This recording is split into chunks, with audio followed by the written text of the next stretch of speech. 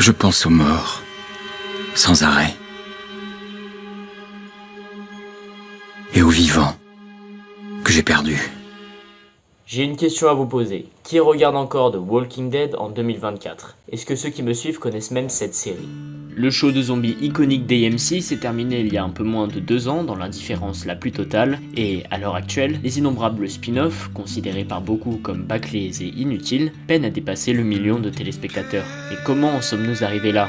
Comment une série qui a autant marqué les années 2010, qui s'est imposée dans la pop culture et a révolutionné son genre, qui a battu des records d'audience pour devenir le show le plus regardé et qui a réussi à se construire une communauté solide, y compris en France, a pu tomber si bas? Eh bien, c'est la question que nous allons nous poser au cours de cette vidéo en retraçant l'histoire et le parcours du programme qui a connu l'une des descentes aux enfers les plus notables du Petit Déjeuner.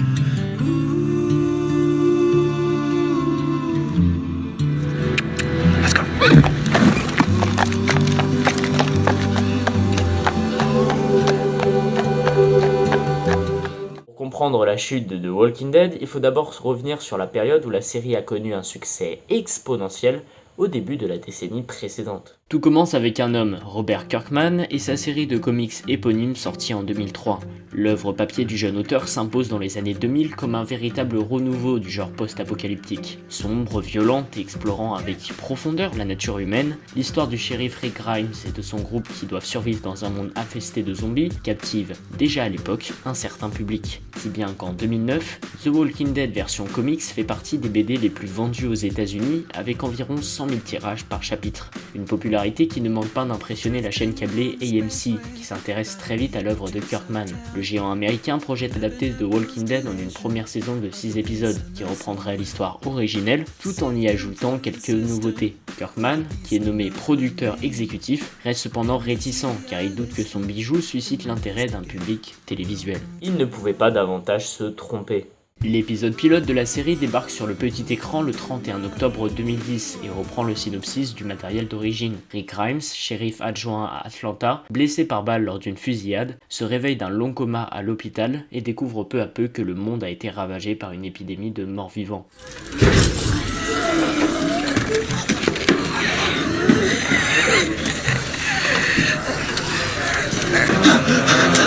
Déboussolé et terrifié, mais déterminé à retrouver sa famille, Rick va parvenir à rejoindre un groupe de survivants où sa femme Laurie, son fils Carl et son ami Shane ont trouvé refuge. La petite communauté apprend à survivre alors que la civilisation est en train de disparaître, et après avoir échoué à trouver des réponses sur le virus au CDC, ils reprennent la route en comprenant que le monde tel qu'ils le connaissent n'est plus. Cette première saison reçoit un accueil critique mirobolant et le public est au rendez-vous avec une moyenne de 5 millions de téléspectateurs par épisode, un record pour AMC.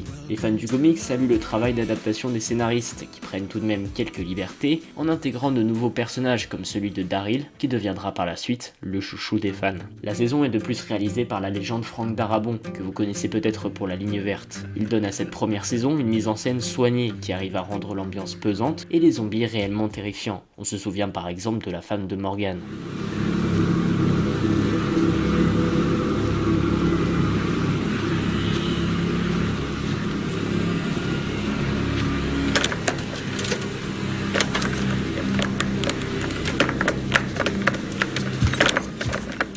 Enfin, au niveau de l'acting, Andrew Lincoln dans le rôle de Rick crève l'écran et parvient à nous faire ressentir toute l'humanité de son personnage. Cependant, les autres rôles sont très bien campés. Mention spéciale à John Berthold qui joue Shane et que les scénaristes ont choisi de garder en vie par rapport aux comics. Un choix audacieux qui va permettre au comédien d'exploiter pleinement son personnage par la suite. En clair, cette première saison est une réussite totale qui va lancer la machine de Walking Dead.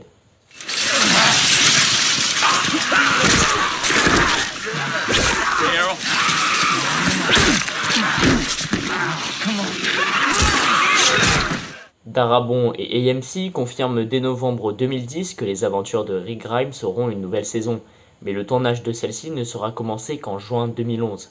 La raison ? La guerre interne entre le showrunner et la chaîne américaine.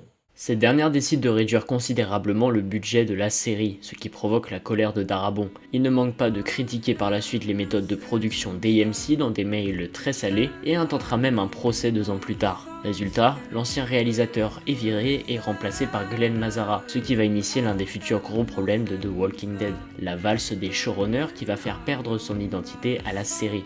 Et cela se ressent déjà avec sa deuxième saison qui est très différente de la première. Si jusque-là on nous avait habitués à un rythme effréné avec nos personnages qui doivent fuir constamment la menace zombie, cette seconde fournée d'épisodes voit le groupe se poser dans un endroit fixe où les dialogues et la narration prennent des allures de huis clos. En effet, après l'explosion du CDC, le groupe se retrouve à errer sur l'autoroute en quête de vivres et d'un endroit où se poser. Mais au lieu de cela, ils vont faire face à une horde de zombies qui va provoquer la fuite de la jeune Sophia dans la forêt et la blessure de Carl. À la recherche d'une aide, Rick et son groupe tombent sur la ferme des Green, où habite le vieux Herschel et sa famille. Ces derniers acceptent d'héberger nos survivants en échange qu'ils se plient à leurs règles. Et c'est cette situation qui va mener à une rivalité grandissante entre Rick et Shane. L'un voulant gagner la confiance de son hôte pour avoir un toit, quitte à fermer les yeux sur de nombreux problèmes comme la grange pleine de rôdeurs que Herschel considère encore comme des humains. Shane pense quant à lui que le monde civilisé a disparu et qu'il faut donc être prêt à tout pour survivre. Ça suffit! On n'a pas à risquer nos vies pour une petite fille qui est morte! On n'a pas à vivre à côté d'une grange remplie de monstres qui veulent nous tuer! Ça suffit! Les choses ont changé, Rick, on vit plus dans le même monde qu'avant! De plus, comme si cela ne suffisait pas, Laurie, la femme de Rick, l'a trompé avec Shane. Ce triangle amoureux et les enjeux éthiques qui viennent s'ajouter rythment cette saison qui traîne parfois en longueur, mais qui est de loin la meilleure en termes de dialogue et de développement des personnages. Encore une fois, les performances d'Andrew Lincoln et de Jon Bernthal sont époustouflantes, nous offrant parmi les meilleurs épisodes de la série. La saison 3 va continuer de développer les personnages que nous avons appris à suivre, tout en nous offrant un rythme mieux géré, avec des scènes d'action entrecoupées de dialogues efficaces entre les protagonistes. Au cours de la saison, les personnages deviennent plus froids, voire impitoyables, marqués par les événements précédents. Ainsi, Carol, la mère de la défunte Sophia, prend davantage en assurance, tout comme Glenn et surtout Carl qui sera confronté à l'horrible tâche d'achever sa mère mourante. Mais c'est bel et bien Rick qui abandonne le plus sa bonté d'âme pour devenir un survivant aguerri. L'enjeu principal de cette saison 3 est bien sûr la prison abandonnée que découvre le groupe, véritable forteresse et objet de toutes les convoitises. Et oui, car à quelques kilomètres du groupe de Rick, Philip Blake, surnommé le gouverneur, dirige une petite ville fortifiée nommée Woodbury. Et cet homme, psychopathe notoire, est bien décidé à faire sienne de la prison, quitte à verser du sang. La guerre entre survivants qui en découle permet d'introduire de nouveaux personnages assez incontournables, comme Michonne et son fameux katana, et d'en développer d'autres, tels que Merle et Andrea. Cette intrigue permet encore une fois des réflexions profondes sur la moralité, avec deux opposés qui s'affrontent dans un duel de plus en plus marqué. Rick et le gouverneur sont tous deux des leaders charismatiques, et pourtant pratiquement tous les opposent. Le gouverneur n'a que faire de sa communauté qu'il ment et manipule allègrement pour servir ses intérêts personnels. Et puis nous avons Rick qui, bien que très dur en début de saison, va apprendre à se montrer bienveillant et accueillant pour être un bon chef. Je suis pas votre gouverneur. Nous décidons ensemble de partir. Nous décidons ensemble de rester. Nous nous serrons les coudes. Cette saison 3, grâce à son rythme bien géré et ses décors et personnages bien plus nombreux, va gagner le cœur d'un public beaucoup plus large. Si durant les 2 premières saisons de la série, elle plafonnait à 7 millions de téléspectateurs, c'est désormais 10 millions de fans qui sont au rendez-vous pour chaque nouvel épisode. Le show d'AMC devient donc le plus regardé de la chaîne et un véritable phénomène de la pop culture. Un arc de compétition et une machette avec une poignée rouge. C'est avec ça que je vais te tuer. La saison 4 débarque le 13 octobre 2013 alors que la popularité des zombies dans la pop culture est à son apogée. C'est donc logiquement que dès son premier épisode, la saison rameute plus de 16 millions de téléspectateurs, un record qui en fait la série la plus regardée à l'époque. L'épisode 30 jours sans incident annonce une saison bien différente des 3 premières. En effet, elle est divisée en 2 parties bien distinctes de 8 épisodes chacune. La première se concentre à nouveau sur la prison où Rick et son groupe ont accueilli les derniers survivants de Woodbury et développé considérablement l'infrastructure. Mais la tranquillité est très vite troublée par une épidémie de grippe mortelle qui ravage la prison et sollicite Herschel qui est obligé de se salir les mains. Au même moment, Rick et Carl doivent repousser les rôdeurs qui s'amassent devant les grilles. Et comme si cela ne suffisait pas, le gouverneur est de retour.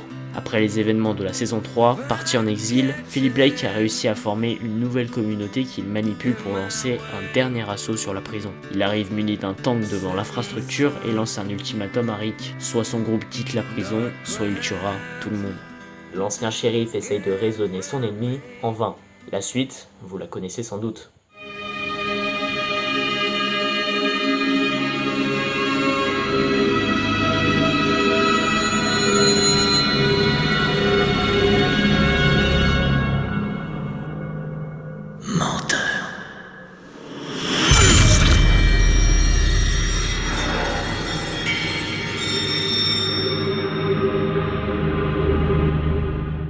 fois la bataille terminée, la prison tombe aux mains des rôdeurs. Le groupe est séparé en petites factions. C'est là que commence la deuxième partie, la survie.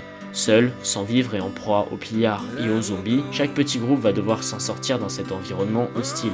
Finalement, tout le monde rejoint le Terminus, un sanctuaire apparemment accueillant mais étant en réalité un vaste piège tendu par des cannibales sanguinaires. Ces derniers enferment Rick et son groupe dans un conteneur en attendant de les dépecer, ce qui nous donne un des meilleurs finales de saison de The Walking Dead. Cette saison 4, pilotée cette fois-ci par Scott Gimple, est très intéressante car elle ajoute toujours plus de consistance au personnage. Ainsi, Carol devient sans pitié et n'hésite pas à brûler vif des malades pour endiguer l'épidémie, ainsi qu'à supprimer la vie d'une fille instable. Daryl s'impose comme un véritable meneur au sein du groupe. Carl prend en assurance et Michonne se révèle plus humaine.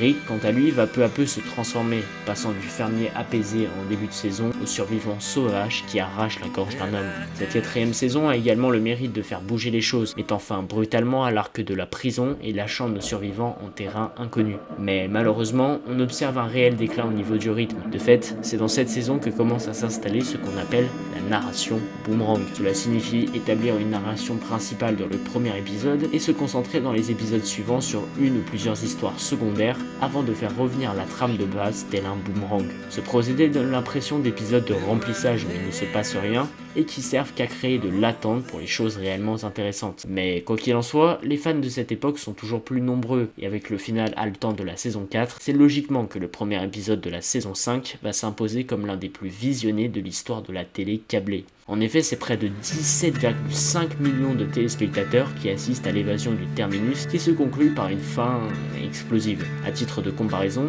Game of Thrones, série concurrente de Walking Dead à cette période, a rassemblé seulement 8 millions de fans pour le premier épisode de sa 5e saison. On retrouve cette fois-ci le groupe de Rick qui, après s'être déjoué des cannibales du Terminus, errent sur la route alors que leurs conditions de vie se dégradent de plus en plus. La fatigue et le désespoir sont insupportables pour nos héros, avec un point culminant à l'épisode 10 où Rick prononce la célèbre phrase « We are the Walking Dead ».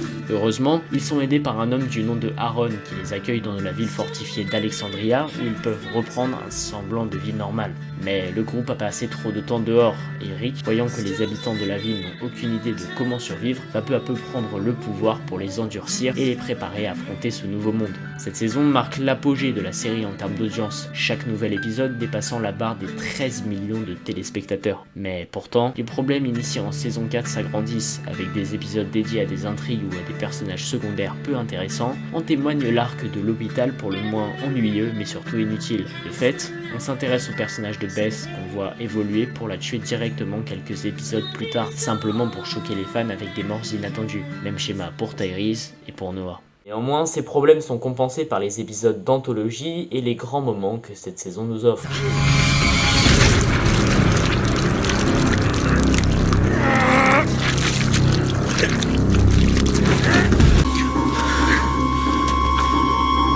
Quoi ? La saison 6 marque réellement le début du déclin pour The Walking Dead, car c'est le moment où les fans ont commencé à ne plus avoir confiance en les showrunners et en la chaîne. Durant cette saison, nous retrouvons le groupe et les habitants d'Alexandria. Depuis que Rick a pris le pouvoir, la communauté est très divisée car certains estiment que sa manière de faire les choses est bien trop brutale. Un conflit interne menace donc la paix, mais les mises en garde de l'ancien shérif sur la dangerosité de ce monde se révèlent vraies lorsqu'une horde de rôdeurs assiège Alexandria et que des pillards, nommés les Wolves, massacrent une partie de la population. Nos héros s'en sortent, non sans perte, dans l'excellent épisode Sans issue, puis font la rencontre d'une nouvelle communauté nommée la Colline. Celle-ci est sous le joug d'un groupe despotique, les Sauveurs. Rick propose donc d'éliminer cette menace en échange de vivres et par faire un assaut à l'avant-poste de l'ennemi. Mais dans les derniers épisodes, l'étau se resserre peu à peu sur le groupe qui finit par être capturé par les Sauveurs, bien trop nombreux. Nos héros font la connaissance de Negan, le leader des Sauveurs, qui compte bien faire payer son arrogance à Rick et à son groupe en tuant l'un de ses membres dans un frustrant cliffhanger. Je vais prendre l'un d'entre vous et lui défoncer la gueule. Cette saison 6 a 2 intrigues très solides et surtout des moments époustouflants. En témoigne le 2e épisode avec l'attaque ultra violente des Wolves, l'épisode Sans issue, épique et porteur d'espoir, ainsi que Pas encore demain qui fait de nos héros les méchants de l'histoire. Mais d'un autre côté, certains choix scénaristiques douteux ruinent complètement la saison et révèlent les manipulations des showrunners envers leur audience. Le passage au noir et blanc en début de saison pour les flashbacks, comme si les fans n'étaient pas capables de comprendre qu'il s'agit d'un retour en arrière, la fausse mort de Glenn sous la poubelle, pour choquer et maintenir le suspense, et bien sûr les cliffhangers de mi et de fin de saison qui sont juste là pour qu'un maximum de personnes regardent la suite, quitte à sacrifier la pertinence des épisodes. Pour résumer, la saison 6 est la saison où la production capitalise sur le succès de la série en manipulant son audience pour faire un maximum de profit. Si on ajoute à cela la narration boomerang de plus en plus marquée et les personnages inutiles, on arrive aux raisons pour lesquelles The Walking Dead a subi une telle descente aux enfers. Vous êtes une bande de tafioles. Ça ne fait que commencer. Après la saison 6, qui avait connu une légère baisse de l'audience, il fallait relancer l'intérêt pour la série, et c'est exactement ce pourquoi le cliffhanger du final a été créé. Pour résumer, Negan avait choisi de tuer l'un des membres du groupe de Rick sans que l'on ne sache qui cela allait être. Le marketing de la saison 7 a donc été grandement basé sur cette révélation, une stratégie double tranchant car, d'un côté, les fans étaient impatients de voir le premier épisode, mais de l'autre, une fois les révélations faites, AMC prenait le risque que plus personne ne s'intéresse à la suite de la saison 7. Et c'est exactement ce qui s'est passé. Diffusé le 23 octobre 2016, le premier épisode a pratiquement battu en termes d'audience le record du début de la saison 5. Cependant, une fois que les morts d'Abraham et de Glenn ont été révélées, beaucoup moins de gens ont eu envie de continuer à regarder la série, car les fans avaient eu ce qu'ils voulaient. De plus, certains ont vivement critiqué la brutalité de cet épisode, car les exécutions des 2 personnages, et en particulier celle de Glenn, franchissent alors un nouveau cap en termes de violence graphique. Avec tout ce battage médiatique de la part des fans, on pourrait croire que c'est cet épisode qui marque définitivement la descente aux enfers de la série, mais il n'en est rien. Premièrement, c'est un épisode magistral, sombre, violent, ainsi que bien mis en scène. Et deuxièmement, il a le mérite d'introduire parfaitement le personnage de Negan comme la plus grande menace que le groupe n'ait jamais connue. C'est donc davantage le marketing au sujet de cet épisode qui pêche, et le vrai problème réside dans la suite de la saison. Mal rythmé, avec énormément d'épisodes inintéressants souffrant d'une narration boomerang ennuyeuse, des personnages importants qui passent au second plan, et surtout une intrigue qui n'avance pas, cette saison 7 est peut-être la pire de la série.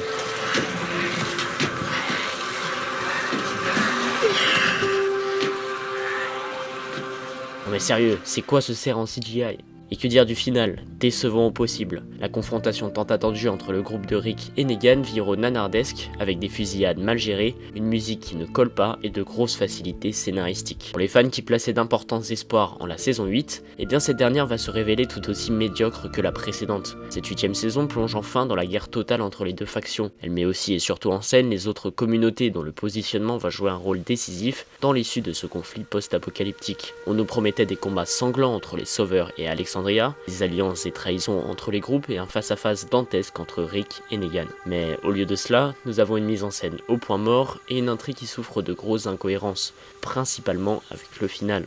L'histoire de cette saison tourne en effet beaucoup autour du double jeu de certains personnages, notamment Eugène dans le camp de Negan qui va se retourner contre lui dans le final en piégeant les balles des Sauveurs. Mais ce retournement de veste est assez incohérent quand on voit comment le scientifique se plaisait au sanctuaire. On peut parler également des personnages de Morgan et de Rick qui passent l'entièreté de l'intrigue à tuer sans merci des Sauveurs pour au final totalement changer leur psychologie en fin de saison. Même si le Walking Dead de cette époque a encore des fulgurances, grâce par exemple au jeu d'Andrew Lincoln et de Jeffrey Dean Morgan, la qualité est à des années-lumière des premières saisons. Mais je n'ai même pas parlé du plus gros problème, un choix des scénaristes très douteux qui a enterré The Walking Dead, la mort de Carl.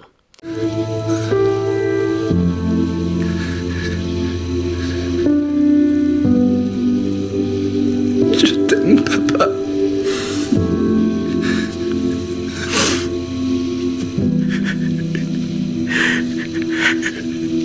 Je t'aime aussi, Carl. Je t'aime tellement. Dans l'épisode 9, nous apprenons que ce dernier s'est fait mordre lors d'une expédition, et même si ses adieux avec Rick et Michonne sont déchirants, la décision n'est pas du tout passée auprès des fans. Carl était le futur de la série, censé, comme dans les comics, reprendre le flambeau après la mort de son père et construire un monde meilleur avec sa philosophie pacifiste. Sa mort est donc un immense gâchis, et c'est cet événement qui va vraiment sceller le sort de The Walking Dead.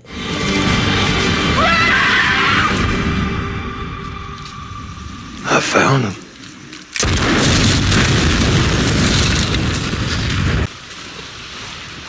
Les saisons 7 et 8 ont pratiquement ruiné la série de par leur médiocrité. La donnée la plus évidente pour s'en rendre compte est l'audience par épisode, passée de 17 millions pour le premier de la saison 7 à moins de 5 millions pour l'ouverture de la saison 9, une baisse de près de 50% du nombre de spectateurs en moyenne. Et AMC savait très bien que la majeure partie des fans avaient quitté le navire, et qu'il faudrait donc opérer un changement drastique pour ne pas sombrer définitivement. C'est pourquoi Scott Gimple laisse sa place à Angela Kang pour cette nouvelle saison. La showrunner a du pain sur la planche pour redonner envie aux fans de regarder la série, d'autant plus qu'elle va devoir gérer le départ de Rick, joué par Andrew Lincoln, ce dernier n'étant pas intéressé par The Walking Dead. Et on peut dire qu'elle a réussi à relever le niveau du show avec les épisodes sur Rick bien sûr, l'ellipse de 6 ans qui nous permet de redécouvrir l'univers et de donner plus d'importance à des personnages comme Judith, l'introduction d'un nouvel ennemi terrifiant, les chuchoteurs, et le tragique épisode 15. Regarde-moi. Regarde-moi.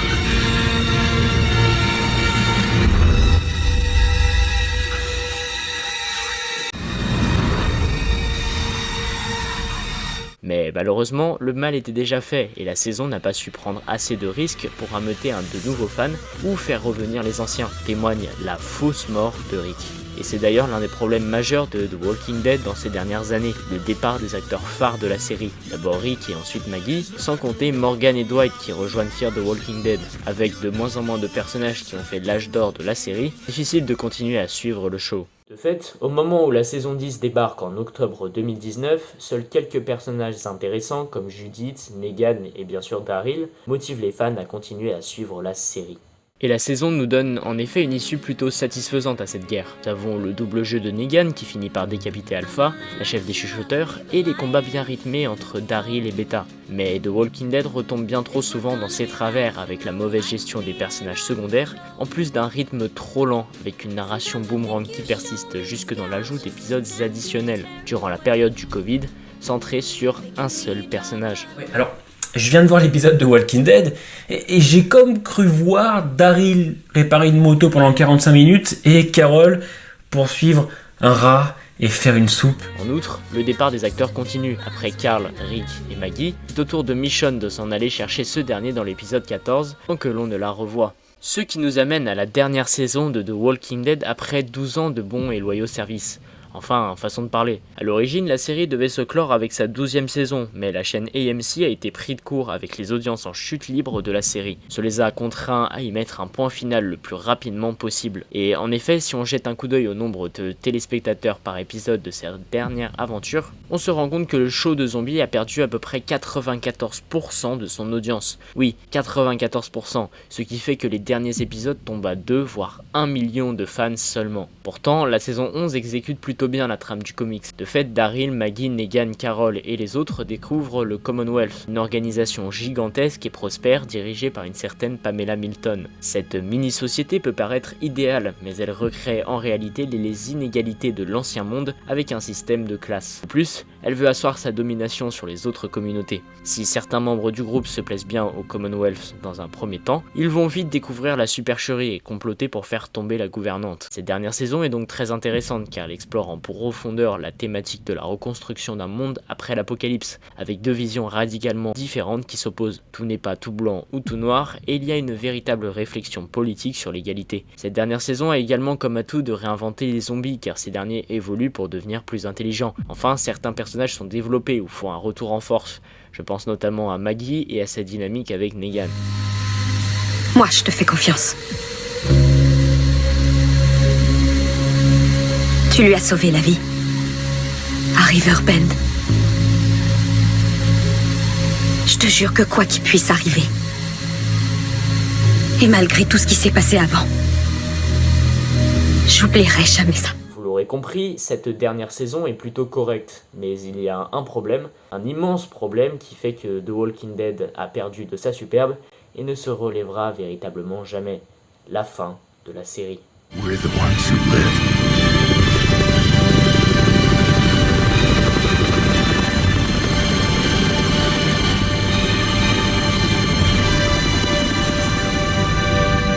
stade de la vidéo, une dernière question doit vous brûler les lèvres. Comment se termine The Walking Dead? Quelle est la fin d'une série qui a autant marqué la pop culture pendant plus d'une décennie? Eh bien, The Walking Dead n'a pas de fin. Je m'explique. Dans le dernier épisode, Pamela, qui dirige le Commonwealth, se barricade avec les personnes riches de la ville en laissant les classes inférieures aux mains d'une horde de rôdeurs. Mais les héros parviennent à faire sortir Mercer, le chef des soldats de la communauté, pour que ce dernier mène une mutinerie qui fasse tomber le régime inégalitaire. Daryl et la résistance parviennent sur place, convainquent Pamela de sauver le peuple en danger en leur ouvrant les portes et de faire exploser le lieu pour se débarrasser de la horde. Quelques personnages, dont Rosita, meurent dans le processus, mais le plan fonctionne, et après une ellipse d'1 an, nous retrouvons nos personnages qui ont entamé une vie plus sereine. Mais cette conclusion est tout à fait frustrante pour la simple et bonne raison que l'arc narratif des protagonistes n'est pas du tout terminé. Daryl, informé par Judith que Rick est encore en vie, part à sa recherche. Même chose pour Michonne qui échange des lettres avec l'ancien shérif qui est bien vivant et sous le joug d'une organisation mystérieuse qui le retient captif. Quant à Negan et Maggie, le fils de cette dernière a été capturé par un ancien sauveur, ce qui motive les deux personnages à partir à sa recherche dans un Manhattan en ruine. Je vais me répéter, mais la fin de The Walking Dead n'est pas une vraie fin. Il s'agit juste d'un gigantesque teaser pour les spin-offs à venir. Ce n'est pas la fin de l'histoire que nous voyons dans cet épisode 24, mais simplement la fin de l'arc du Commonwealth. Pour savoir ce qu'il va arriver à Daryl, il faudra voir sa série dérivée qui se déroule à Paris. Pour voir le dénouement de la situation de Rick, il faudra voir son spin-off avec Michonne, et même chose pour Maggie et Negan. Je pense que vous commencez à comprendre, cette formule donne l'impression que AMC se fout encore une fois de son audience, avec une histoire qui n'est jamais vraiment terminée pour faire encore un maximum de profit. Mais surtout, cela donne le sentiment d'un gâchis total. 12 ans de The Walking Dead, 12 ans de développement des personnages et de l'intrigue, pour arriver à cela, une fin qui n'en est pas une.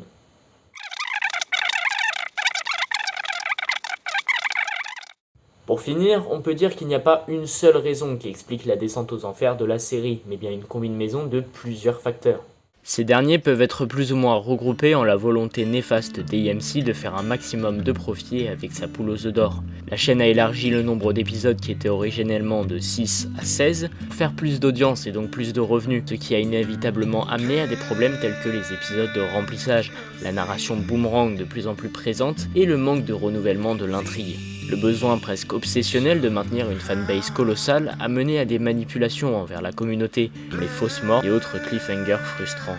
En voulant maintenir le show en vie le plus longtemps possible, AMC n'a également pas permis à The Walking Dead d'avoir une conclusion satisfaisante, l'histoire étant maintenant séparée dans les différents spin-offs. On peut aussi parler des showrunners et de leurs choix douteux concernant certains personnages, avec la mort de Carl ou encore celle de Rick, qui n'en était finalement pas une, mettant à jour le manque cruel de prise de risque de la narration pour les dernières saisons.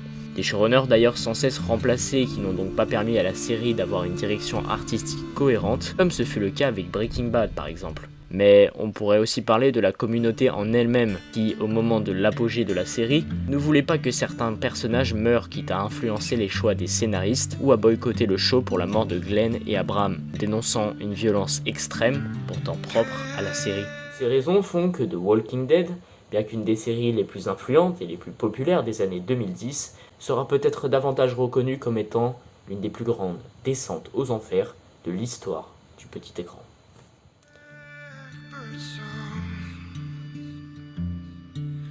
Is